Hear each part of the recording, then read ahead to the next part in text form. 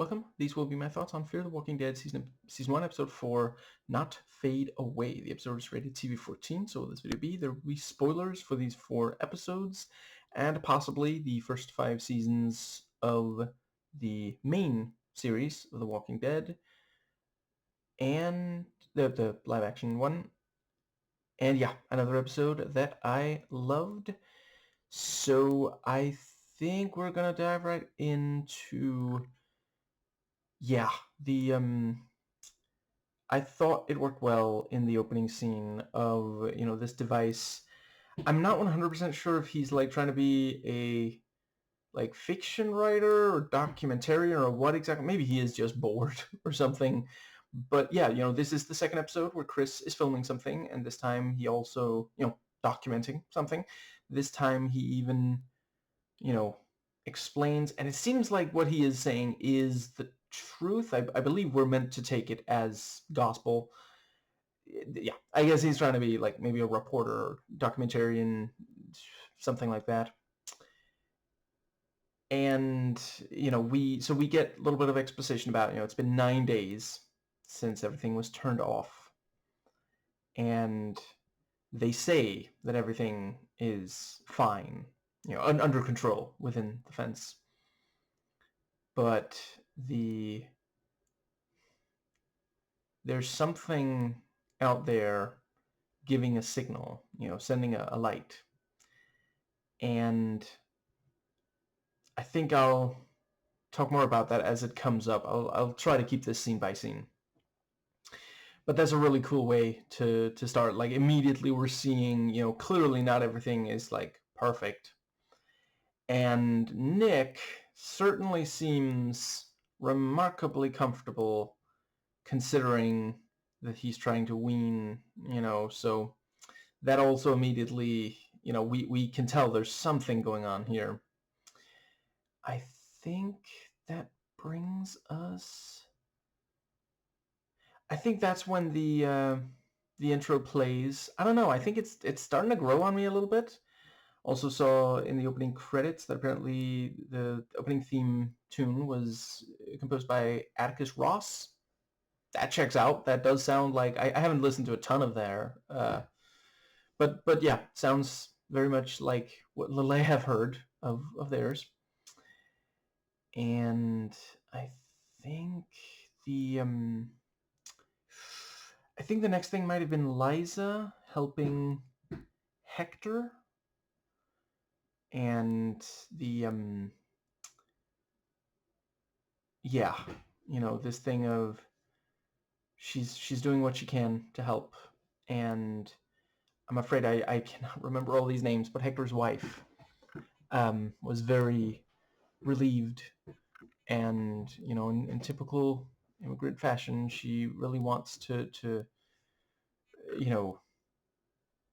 be able to do something for her. And a lot of the time that means, in return, a lot of the time that means food.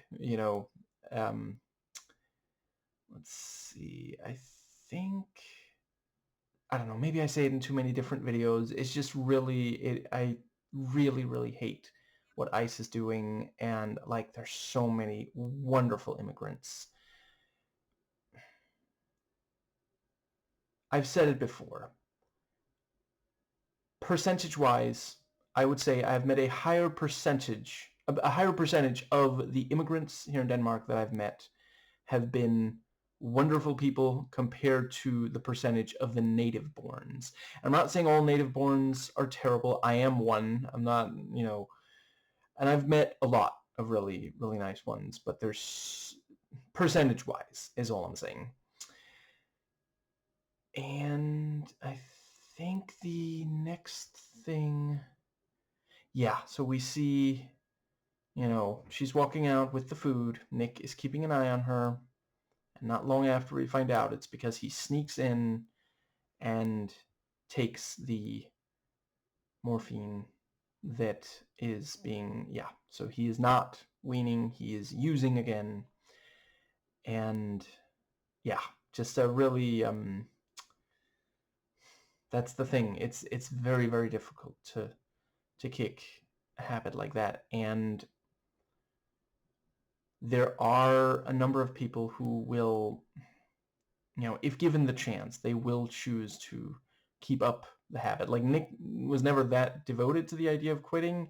He just thought he had to, and so he went along with that, because as at least methadone would, what Madison was giving him would help. I think the next thing was when, so Madison and Travis have an argument in the kitchen, and Alicia points out, you're acting like things are normal and they're not. And Madison, like many, she just can't quite stand still. She can't accept that her life has changed significantly. And I'm not saying that as like to judge her. I feel I'm very, very bad at that myself. And it's also this thing of like, she feels like there's something wrong here, Travis seems more or less comfortable with this military rule, but the rest of the family and some of the others in the neighborhood are not okay with it. And she's basically, it's that thing, I guess it is technically an anxiety that there is, or a symptom of anxiety. She can't let go of this sense that there's something wrong. And based on some of this episode, I don't think she's incorrect in that. That's the thing, it's like that saying, just because you're paranoid doesn't mean they're not after you. Yeah, like there might still be a problem. She's just struggling to put her finger on exactly what it is. And I think that's when we see him go to right. And yeah, we have the thing about, I don't know what Liza is doing all day, because she's not helping with the domestic things, and yeah, what she's doing is trying to help, but I mean, she doesn't exactly say no when ex-nurse says, you're not really a nurse, are you? So yeah, she's found a way to try to help. And Madison is struggling with that because, like, she was able to help in the first several episodes. Again, I'm not criticizing her. I'm saying now that she can't go back to rural life, and there's not really anything new that she can really do. And there's also, at one point in the episode, he says, oh yeah, I forgot to take the pill. It's okay, I don't need it anymore. So she's really struggling. And also this thing of, the house still has, other people in it than she's used to. And yeah, let's see. But yeah, it was really very nicely done when we see the military talking to, and he keeps being interrupted by completely reasonable questions and getting increasingly irritated because this is not what he signed up for. He's like, I mostly just hurt people. He is there to enforce military control over a situation. He even says later, I'm not a social worker, and that means you can't tell anyone that you took this man. Like, his family's terrified. I mean, okay, you don't want to tell the wife, so tell Travis. Like, there's no reason to tell absolutely no one, And the you have the thing about, the medicine is still not, 9 days. That's a long time to wait for medicine when you've been told that it will get there. And let's see, I think that might also be when Ophelia and that soldier fall for each other. And that was, I thought they struck a good balance between, it's sort of a meet cute, like he can't take his eyes off, she starts spelling the name and then points out, you're not even looking at the paper, And Alicia also smiles at that. But it's also, I don't really like the idea of these already. It's unclear if the military is entirely there to make things better or just to keep them from getting worse for them. And also, if this goes poorly, this guy is going to be dangerous. And I think the next thing is when Chris shows Travis the video. And if I understand correctly, basically he maybe was a little too slow to zoom in far enough, or maybe he just didn't think to zoom in further. But I could certainly see, the person signaling like that might not have been doing it for terribly long, so he didn't have time to zoom in close enough. So yeah, he tries to show Travis, and Travis doesn't really see the light, or maybe, so yeah, if you were watching the Blues Brothers, the answer to "Have you seen the light?" is no for Travis. But maybe he sees, and he's just not willing to because it means going against the military. You have that line about he'd throw them a parade if he could. And I think that brings us to yeah, I think that might be around the time where we do see Ophelia and the military guy, they're making out, and he's ignoring the radio, so he's already starting to let this take over, change his priorities. Like, obviously, it's wonderful to see people in love and prioritizing the love, but this thing of like, I mean, this is the military. Like, if you're being asked to do something, there is a chance that it's life or death. And she tells him to slow down a little, and he accepts it. But and then there's the thing about the medication isn't here, and he seems agitated.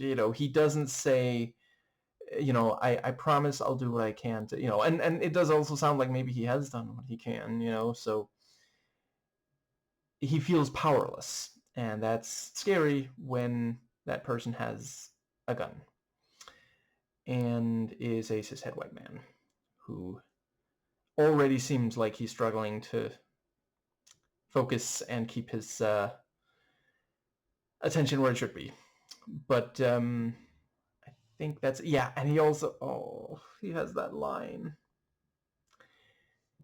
You're the only thing that gives me hope in humanity. That's not as romantic as you think it is. That's stalker talk. I've conversed with crap. I don't know. Sometimes I just can't help but crack up. Okay, I'm gonna tell you the punchline anyway, but obviously I'm not gonna be able to pretend like I'm saying something serious. It's obviously a joke, but yeah. I was gonna say I've conversed with some, people who've engaged in it with this is obviously BS. They call me the stalker talker.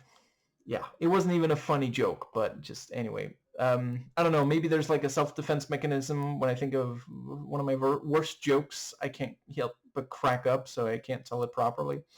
Anyway, yeah, very nicely done on that. And I think that might be around where the doctor shows up. And, yeah, she talks to, I think, is it Griselda first? Let's go with that at least. And yeah, she's like, well, without antibiotics, of course it was going to go this badly. There's no other, we're going to have to bring her with us. And she says that Daniel can come with. And later we see that's not the case. And it is as of yet unclear if she was purposefully lying to get him off her back, get her all the way off that thing, or if she, thought that that was the case, but the military just refused. And I don't know how much I believe their... I don't know. I'm right now not entirely sure. I mean, they are only taking people who do need medical attention, but that doesn't mean they're gonna give it to them. You know, the American government and military have done horrible things to people who needed help. And some of the time, not always, it starts with them saying, "We will help you, come with us." I'm not saying that that's always the case, but, you know, keep an eye out for red flags is all I'm saying. They have a very long, horrible history of, yeah. So the, I think, yeah, next she talks to Liza, and, you know, they get privacy, and that's when she says, "You're not really a nurse, are you?" And yeah, you know, essentially it is a, I think I watched too many movies and shows, because the first term that came to mind was casting couch. That's obviously not it. It is a hiring process. That's the word. You know, she's saying, you know, you could come help us. I think that's around the time where Travis and Madison. See, I forget if this is when they. I think that might be right after the car sex. Very sex positive episode. But the and you know, once again, I really appreciate it is conveying something. You know, it's saying that's where Travis and Madison are right now, and, you know, also, like, I really worry about Ophelia's military boyfriend. And but yeah, you know, there's the conversation about, you know, he points out you need to, like, you're really struggling with this new situation. And he brings up the kids, and then she says you should give Chris more attention, positive attention, you know, and he can't really argue with the fact that it's not been positive recently. He's kind of treating him like he needs to just, yeah, he's watching Chris, just, you know, too much, and being overbearing and such. And yeah, I think that's when when Madison goes outside to see the, yeah, and she's ultimately not able to get all the way there because there's still patrols, and it is very creepy, her lying next to the bodies. That was as close as we got in this episode to actual walkers, but not every episode needs those. And let's see, I think that's when the yes, so the yeah, right, we also have Travis talking to, you know, the yeah, I'm afraid this is where I run out of memory for the names. Need more RAM. But the yeah, Doug maybe. And, you know, there's the line, you talk him down or I take him down. And yeah, he does manage to convince him, but yeah, you know, this guy is struggling. And I think the next thing is when the yeah, somewhere around here, Daniel talks to Madison, and yeah, you have that thing about, you know, you shouldn't ignore the signs, and, you know, the bodies came back, all of them, all at once. Watch Ophelia if something happens, you know. When it happens, it'll happen fast. And I think, right, so around this point, we have Dr. Exner talking to Nick, and yeah, like, he didn't even think about that, and that's, you know, addiction can make you make really self-destructive decisions. Like, yeah, if a doctor checks you, they'll be able to tell if you recently used. You can't just, you know, he's just like, well, you're very attractive, so that's why my heart rate is increasing. she's not going to buy that. There are too many physical signs, yeah. And I think that brings us to when, yeah, so, Doug's family come and it's like, it's dangerous to walk, it's dangerous to go alone. Take this, and Travis manages to convince them, he'll find Doug, and he sort of does. Finds the car, and then he talks to the military guy, and yeah, the guy isn't even like, there's no sense of like, oh right, we should probably have told you because you're human beings and you want to know where your loved ones are. And he's playing golf, which I don't think is accidental. Really, like, around the time this episode came out, I think probably the thing we most thought of as that was like Bush, which is not to say that Obama did not also golf, and I feel like I've heard at least one credible source say that he golfed at least slightly excessively, nowhere near as much as the Republicans do. But the from what I recall, I don't remember the numbers, but anyway, I believe that's the thing. There's that infamous clip where Bush says, we're gonna catch these bad guys. Now watch this drive. Pretty sure that's where they're going with that. Yeah, and he also, so my son says that he saw something in the DZ, and the guy says, well, we went block by block, house by house. There's nothing living out there. And there at the end of the episode, clearly the military did find whoever was there and shot them. And it's as of yet unclear if they had a choice in the matter, because obviously it is not impossible. I'm trying to give the benefit of the doubt. It is not impossible that the person who signaled was dying by the time the military got there, was already dead and had turned into a walker, in which case, yeah, that's how, that's simply the only way. But I think there's a substantial chance that that was not the only way to handle it, but they didn't want the extra hassle. And I think that brings, but yeah, I definitely, I would definitely argue that they started checking more thoroughly because he said that Chris saw something out there. And yeah, right. It was also really moving when Madison was going past all those missing posters. And I think, doesn't that get us to the part where, let's see.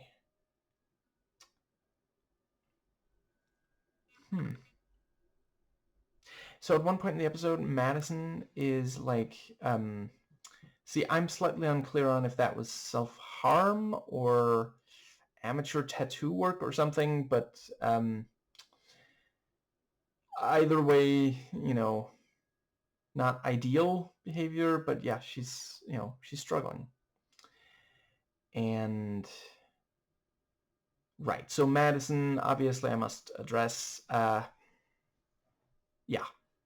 Madison slaps Nick, and obviously I'm not going to pretend like this is quality parenting or anything. I do think it is understandable. It's very human. She's really frustrated that he, like, if he was struggling so much, as he clearly was, with accepting just weaning, he should have talked to her. They, could have, like, worked through it. But now he, took all these other drugs, and it's worsening the situation in multiple ways. He's still an addict. He's being taken to this medical facility. Yeah. And the, I think that brings us to the, and I do think it is also very clear, like, Madison does feel bad about it afterwards, But like, if you talk to people who are close to addicts, some of them, admit that they, at least personally, I'm not saying this is universal, but some have felt like, just hitting the attic. It's so painful to, yeah. So I appreciate the show's honesty about that. Like, don't get me wrong, if down the line there's an episode where it's just like all is forgiven and there's no, or like, I don't know, if he like thanks her for physical assault like that, then I'm like, okay, stop, please. But so far I didn't really personally think that it was wrong to depict it as the way that they did, because I genuinely, it felt very clear to me personally that this is not instructive. This is not what they say you should do in these circumstances, I think that brings us to the, let's see, where does that get us?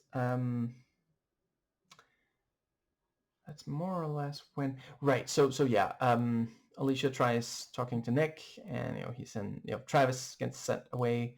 And I like the distinction that sometimes Chris does call Travis Dad. Alicia, at least sometimes, calls him Travis. I think that brings us to when Exner comes back and they start moving Griselda, and yeah, them grabbing Nick, like, holy crap. And yeah, the thing we go, run! I'm very concerned what they're going to do here. It's yeah.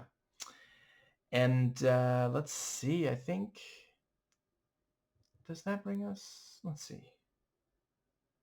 Yeah, ultimately they do capture him, and yeah, some of the military people aim guns at just these, and Travis has to talk them down, pointing out, like, what are you doing?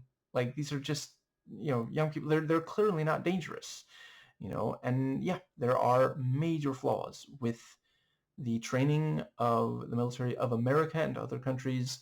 They have no idea how to deal with people that they're not supposed to shoot at all. And yeah, I think that pretty well gets us to, let's see, the yeah,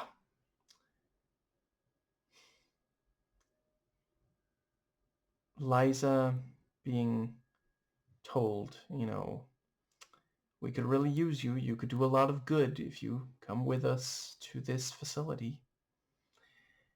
And right, I also really appreciated the way that, holy, Griselda was clearly really, really scared about the situation, and now she's going to be separated from Daniel, and just like, ugh.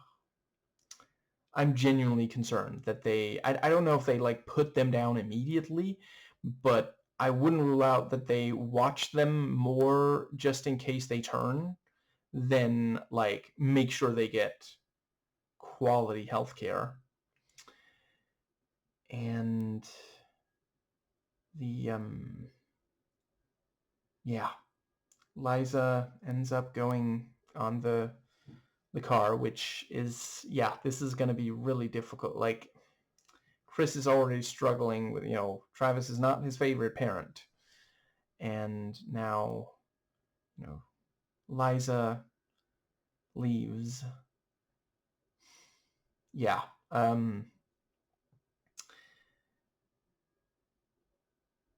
And also very powerful, that bit that the Alicia voiceover about, what was witnessed, and yeah, very worrying.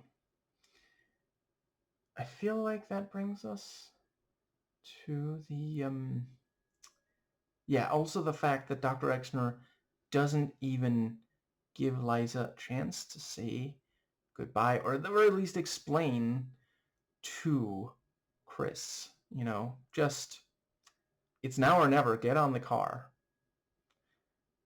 And yeah, now Chris has no idea why, or how long. Like, it's not impossible that he could deduce, because he knows that she's been helping, people around the neighborhood medically, but that's still, yeah. I think I do quite appreciate the way that there are things I'm not entirely sure about Dr. Exner. Like, I think there is a chance that she genuinely does want to help patients and is, either making hard decisions that are maybe the lesser of two evils, at least from her certain point of view, or maybe she just doesn't realize how bad the military is treating these civilians.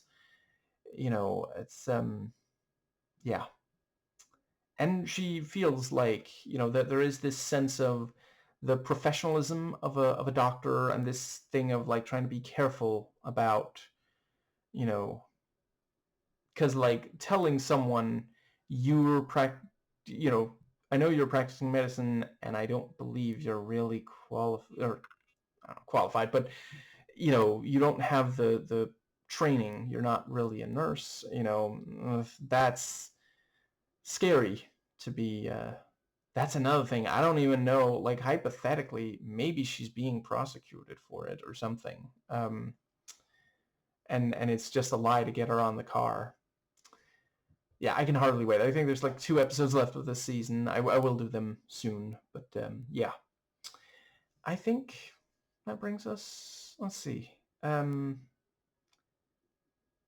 definitely at least one more thing I wanted to make sure to say. So just real quick, gonna mentally fast forward through the episode. They're continuing to really show how these different characters respond in different ways. Daniel is further along in the, we can't trust them, kind of thought process than Madison, but they're both definitely on that path. Travis, I suppose, might end up there, but in this episode, he spends a good chunk of it like very, very early in that path, almost reluctant to take even a single step, because he wants things to be okay. He wants them to work out. Understandable, commendable, but perhaps not realistic. And it is also like, if they're really going to have to go against the military, how do they have anything resembling a chance? They're outmanned, outgunned. All they have left is guile.